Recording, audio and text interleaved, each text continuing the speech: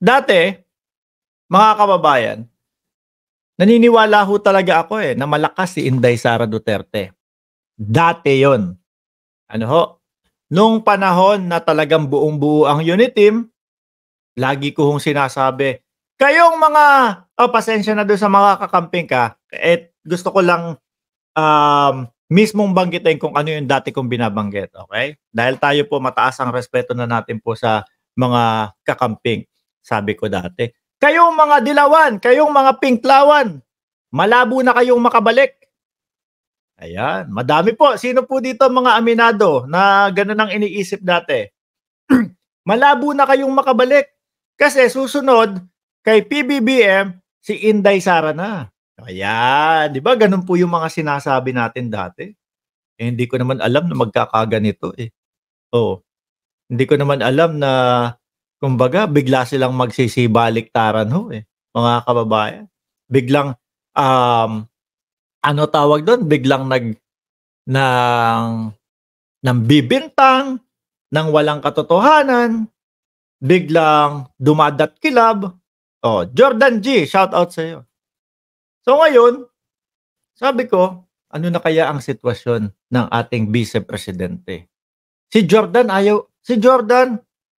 ewan ko ba, 'pag si Jordan lagi sinasabi, "Boss Mark, ita-topic mo ba si Inday Sara Duterte?" Aba, oo naman, bakit hindi? Kasi love mo 'to, ginaganyan nila ako mga kababayan. Kasi po talagang ako, sinasabi ko ako na ho yata yung, vlogger na talagang huling kumapit at naniniwala pa din sa unit team. Lahat, sabi nila, "Wala ng unit team, ikaw na lang." 'Di ba? "Wala ng unit team, ikaw na lang." Sabi ni Jordan, "Boss Mark, ita-topic mo ba si VP Sara? Kasi love mo ito, eh." Sabi ko, "Okey naman, bakit hindi?" Oh, 'di ba? Eto po, sabi ni Antonio Sunny Trillanes Deport, mga kababayan, dating senador ho.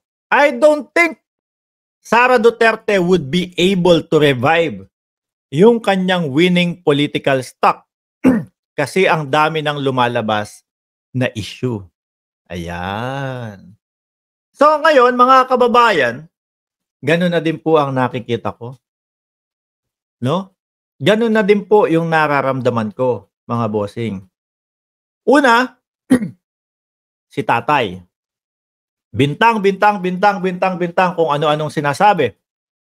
Hanap tayo ebidensya, labas niyo ebidensya, bla, bla, bla, bla, bla, bla, bla.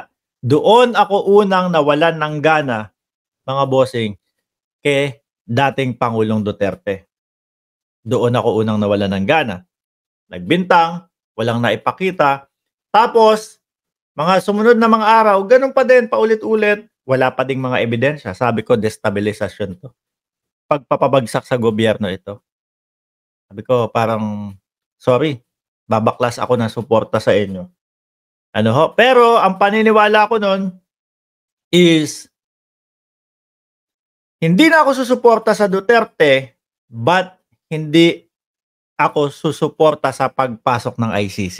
Yun yung sinasabi ko. Pero ngayon, kailangan na ho talaga na maimbestigahan ho, at talagang kailangan kung may warrant of arrest, ibig sabihin nun merong mga grounds at meron silang, mga cause, probable cause. So, hayaan natin na makapag-imbestiga, okey? So, ngayon, dati talagang ang lakas ni VP Sara. Yan nga yung sinasabi kong, wala na kayo, hindi na kayo makakabalik dahil pagkatapos ni PBBM, VP Sara automatic. Ngayon nakikita ko ho, mga kababayan, madaming naging kagaya ko, na tumanggal ng suporta ho. Ano, dahil nga doon sa mga nangyayari. Noong panahon kasi, nung 2022, untested product ito. Kumbaga, hindi pa natin alam ang kilusan, hindi pa natin alam kung ano ang galaw, 'di ba? Kumbaga pang-mayor, Ano ho, mayor nakita natin sumuntok si VP Sara, tapos nakita na ano natin na kumbaga ayaw niyang ipatuloy yung demolition muna, medyo okey. Ano, yun lang yung ano. Nung nakaupo na, naririnig natin, no comment. West Philippine Sea BP, ano po masasabi ninyo? No comment. Naramdaman din ng taong bayan doon sa no comment na yun, hindi siya pwedeng magsalita dahil nga ang tatay is pro-China at pag siya ay nagsalita ng pro-Pilipino o atin ang West Philippine Sea o hindi siya naniniwala sa 9 or 10 or 11, 12, 13, 14 dash line, eh baka magalit si China. Pagka naman narinig natin sa kanya na medyo agree siya no, sa China, Pilipino naman po ang babalik sa kanya. Kaya hirap po talaga na makapagkomento ang ating Vice Presidente. Ano? Tapos, Department of Education, mga kababayan, mismong siya ang umamin. Sinabi niya na isa ako sa dahilan kung bakit ganito, ganyan, medyo atrasado tayo. Kasi inaasa niya doon sa mga nakapaligid lang sa kanya, mga kababayan. So medyo, kumbaga kung expertise mo na talaga yan, eh, mas mabilis ang pag-usad. Hindi kagaya, nung talagang, hindi kagaya, expertise ko na to eh, o alam mo na agad. Hindi kagaya nung nangyayari ngayon, magtuturuan pa ho sila eh. Kailan pa matututo yan? After 3 years, saka lang, late na ho tayo doon, mga bossing. So dagdag pa dito ni dating Senador Trillanes, hindi alam nung mga tao ano ba ito, ano ba siya. No? Nakikita lang siya sa picture, pakyut, ganun. With 4 years to go. No? Babakbakan at babakbakan yan. Hindi kakayanin. Ayan. So halos yung sinasabi dito ni dating Senador Trillanes, mga bossing, eh halos talagang ganun din na po yung paniniwala ko, mga kababayan. Ganun na din po yung paniniwala ko. Kasi kita natin eh. Ngayon, in 2 years time, eto yung mga naging kanyang trabaho.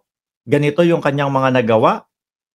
Tapos no comment doon sa issue sa West Philippine Sea na talagang ang ating mga bayani.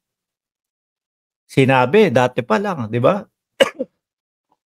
Hindi natin ibibigay ang kahit nakatiting ng ating lupain, ng ating katubigan. Kung ano yung sa atin, ipaglalaban natin. Which is, ang nangyari po, humantong yung sa buhay ng mga ibang bayani natin na talagang kaya tayo ngayon mga bossing is malaya ho. Kaya nga lagi kong sinasabi dito eh, kung sakali yung kinatatakutan ng mga DDS na yan na digmaan, makikiisa ako dyan at tutulong ako sa gobyerno ng Pilipinas. Bakit? Ito pong kalayaan na nakakamtan natin, na nakakamit natin, mga bossing, utang din po natin ito doon sa mga bayani na lumaban para sa atin, para maging malaya tayo. Hahayaan ba nating mangyari yon? No? Hahayaan po ba nating mangyari doon sa mga susunod na henerasyon natin, which is yung apo, mga anak natin at yung mga magiging anak nila, magiging apo nila? Hindi. So isukli natin, mga boss, chief amo, sir, no? Suklian natin yung kalayaan na nakakamtan natin para po doon sa mga susunod na henerasyon. Sabi ni Eman Basaya, yung sa confidential fund, medyo nag-doubt pa ako kung wala na talaga ang unit team. Pero yung wala siya nung